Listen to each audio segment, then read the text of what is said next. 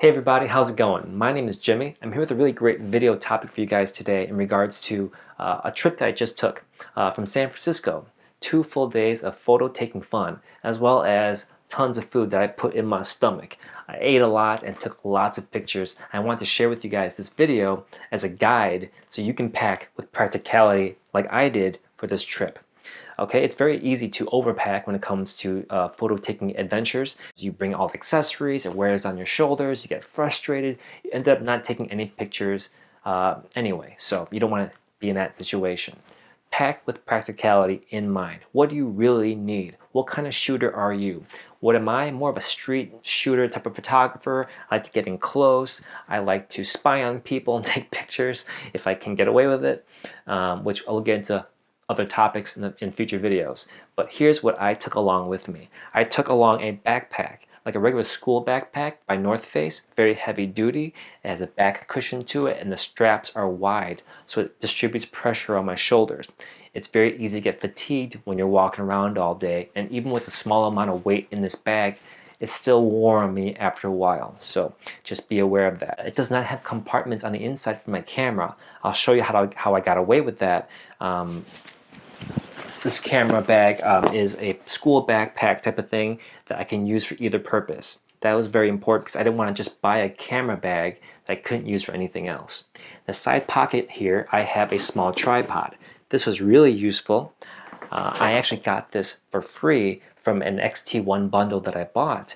I thought it was a piece of crap. I never really wanted to use it, but for this trip, it was perfect. It's very small, travels light, and because of its small, flexible legs, I can get a very sturdy shot from the ground.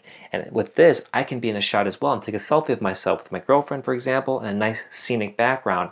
I wasn't always having to be the one taking the picture. With the timer function and this tripod here, I was able to grasp it along posts, put it on the ground in front of me, and get that little bit of height that you just can't get by putting a camera on the ground, facing straight out. This you can face up, face down, and get really creative with this. I felt very secure with this by my side and using it on a very expensive camera like the XT1. I bet you there are much better versions of this, but this one works just great. I also have the Benro Travel Angel tripod. That thing packs very light as well, but not as light as this, and I was glad to bring this with me on my trip to San Francisco. On the other side of the backpack is a water bottle. You can use it to wipe down things like your hands or even parts of your camera if it gets really muddy. But most of all, you want to stay hydrated on trips like this because sometimes you're not around concession stands or clean water. You gotta stay hydrated. You don't want to get sick or lightheaded as you're taking pictures. Okay? You want to be able to keep going. That's the idea. So in the small compartment over here, I'll show you guys quickly that I have an air rocket bulb. I keep that in here just in case. And a small rag. This is a very soft kind to wipe around your glasses, the EVF, or the front filter of your lens. Keep in mind though, when you rub dry against any sort of like your glasses or your filter of your camera, you can rub away the protective enamel that's on it. So you always want to rub with moisture. So if you have one of those sprays with you, use that, or water if you don't have anything else. But if you can at all times, bring one of these, which is a lens wipe type of packet. You open this up, there's small tissue-like substance in there, and it dries out pretty quickly. So have your glasses or sunglasses ready, wipe those down, then wipe down the front of your camera as well.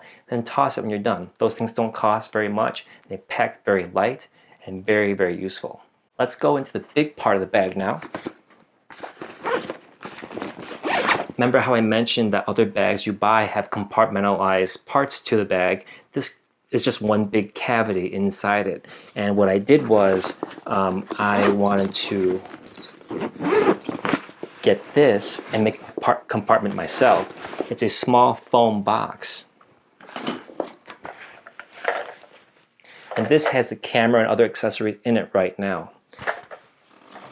Remember, the whole point was to pack with practicality. I didn't want to bring two cameras, but if I did, I would have 2 of these foam boxes. It's pretty roomy in here, but you can stack one on top of the other and both fit in this one backpack.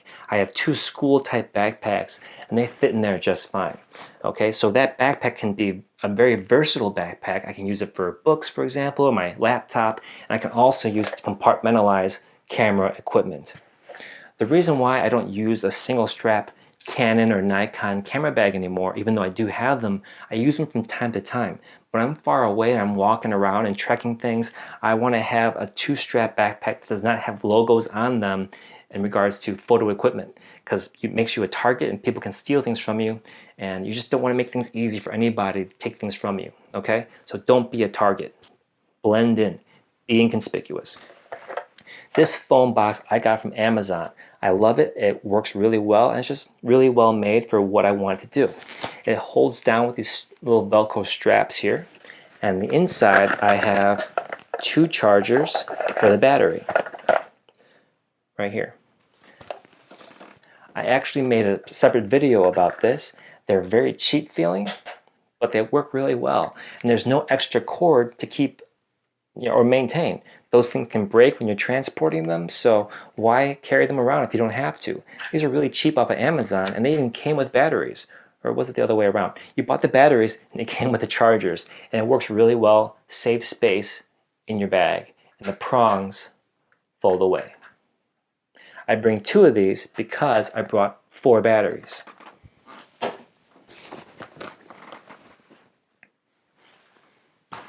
Here are just 3 of the batteries. They're all third-party batteries, and they work really well. I charge them all ahead of time, so I'm always ready to go. Even if one is partially charged, I'll go ahead and whip that out and charge it overnight if I have time. Okay, the 4th battery is in the camera itself. Batteries are the most important thing when you're traveling. I always say this because without the batteries, you can't do anything. And I'm always turning on and off the camera, reviewing the pictures as I go throughout the entire day. And I'm always using a bright screen in the back. So I'm always eating up tons of battery power. Even after all that, all day shooting, my style of shooting, I'll use 1 entire battery and a half, maybe almost 2 batteries. So you always want to be ready with 4 batteries, in my opinion. I have here the actual XT1. I brought the XT1 on my trip because I find it's more versatile than the XE2. The XT1 has a screen out here that folds out for low level type of shooting and folds back overhead like this, so you can go ahead and take nice aerial shots like so without being blind to it and where you're shooting. So this is very handy of a screen to have that you don't really use all that much unless you're on vacation, for example, to get the crowds of people in a shot for a film that you're making, for example, or taking lots of pictures. So great screen here, very bright and flexible. For the lens, I wanted to bring only 1 lens, and the lens I brought was a 35mm lens.